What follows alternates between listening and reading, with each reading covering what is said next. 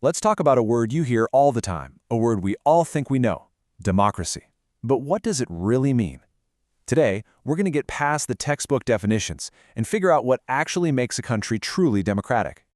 You've probably heard this quote from Abraham Lincoln a million times. And it's beautiful, right? It's inspiring, the idea that the people are in charge. But honestly, in a world full of really complex governments, is that simple idea enough to tell us what's what? Is it ever that simple? The thing is, pretty much every government out there today wants to call itself a democracy, even if their actions, well, they tell a very different story. So if we want to separate the real deal from the imposters, we need a much better test. It helps to think about how words change. Take the word computer. It used to literally mean a person whose job was to do math. Now it's this thing in your pocket or on your desk that does everything. The word is the same, but the meaning is completely different. The same thing has happened with democracy. To get it, we have to look at how it works in the real world today. Okay, let's dive into this. So here's what we're going to do. We're going to build our very own 4-point democracy checklist. We'll take that simple rule by the people idea and really put it to the test with some real-world examples. By the end, we'll have a crystal clear set of features that a government absolutely must have to earn that title. First up on our checklist, and this one feels like a no-brainer, right? Are the people making the big calls the same people who were actually elected? It's a super simple question, but believe me, the answer can be incredibly revealing. Let's take a look at Pakistan under General Musharraf. Back in 1999, he led a military coup. Now, after that, Pakistan did hold elections, so you had elected representatives, and they had some powers. But when it came to the final, ultimate decision-making power, that was held by military officers and General Musharraf himself, none of whom were elected. And right there, it fails our first test. And boom! That gives us our first non-negotiable feature. For a country to be a democracy, the real power, the final say on the big stuff, has to be in the hands of the people who were actually chosen by the voters.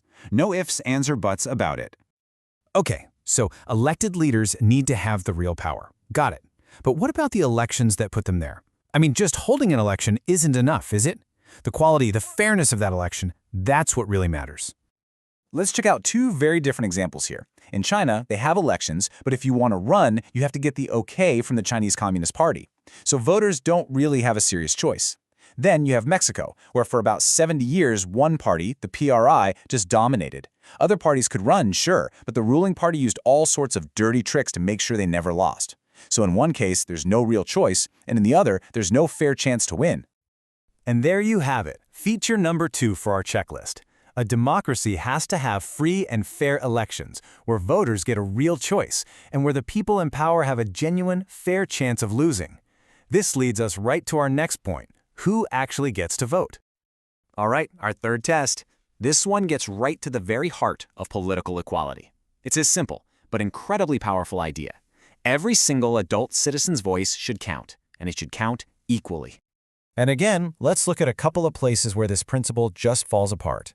Until 2015 in Saudi Arabia, women just couldn't vote, period. That's a denial of an equal right.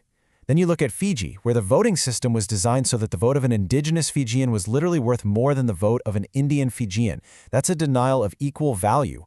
Both are massive violations of this core democratic idea. So, that locks in our third rule. A true democracy is built on this bedrock foundation of political equality. Every adult citizen gets one vote, and every single vote has to be worth exactly the same as everyone else's. Okay, so we've got elected leaders with real power, chosen in free and fair elections where every vote counts equally. We're good, right? Well, not quite.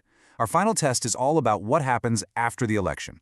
Does the government, once it's in power, actually play by the rules and respect everyone's basic rights? The example of Zimbabwe under Robert Mugabe is a perfect and pretty stark illustration of this. His party won elections all the time, and he was popular, no doubt about it. But, and this is a huge but, his government constantly changed the constitution to give itself more power, it harassed opponents, controlled the media, and flat out ignored court decisions it didn't like. This proves that just being popular isn't enough if the government trashes the rule of law. And that's it. That's our fourth and final feature. A democratic government has to operate within the limits set by the law, and it must respect the rights of its citizens. So now we've got our 4-part checklist. We have a really powerful tool to tell what's what. But this, of course, raises an even bigger question. All right, so we've got our definition locked down. We can spot a real democracy. But that brings us to the great debate, doesn't it? Just because we can define it, does that automatically mean it's the best way to run a country? Democracy has a lot of critics, and their arguments are worth hearing.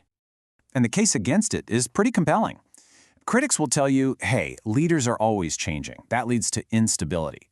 They'll argue it's often slow and messy, that it's all about political power plays, and that all that competition can breed corruption. These are serious, legitimate criticisms. So if it's that messy and inefficient, why bother? What's the case for democracy? Well, maybe the most powerful argument of all isn't some fancy theory, but a really sobering story from the real world. Okay, look at this. Between 1958 and 1961, China suffered the absolute worst famine in recorded human history. We're talking nearly 30 million people dead. During that exact same time, India's economic situation wasn't a whole lot better, but it didn't have a massive famine. Why? Economists point to one key difference: democracy.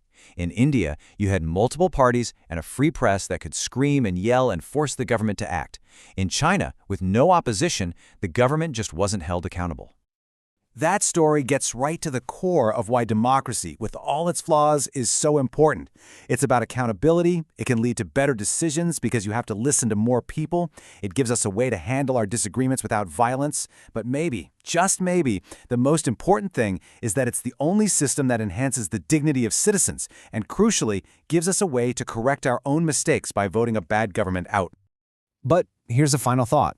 This idea of democracy doesn't have to stop at the government building. It's not just a system for running a country. It's a principle, a way of doing things that we can apply to almost any part of our lives. I mean, think about it. We can talk about a democratic family, where big decisions are talked through and everyone gets a say. Or a democratic classroom, where students feel free to ask questions and challenge ideas. Or even a political party, where the members, not just one leader, call the shots. It's all about consultation and consent.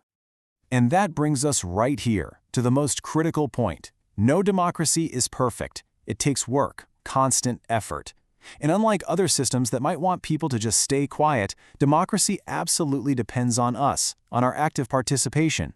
Its greatest strength, and maybe its greatest weakness, is that the fate of the country doesn't just depend on its rulers, it really depends on what we, as citizens, decide to do. And so that leaves us all with a question to think about. What part will we play?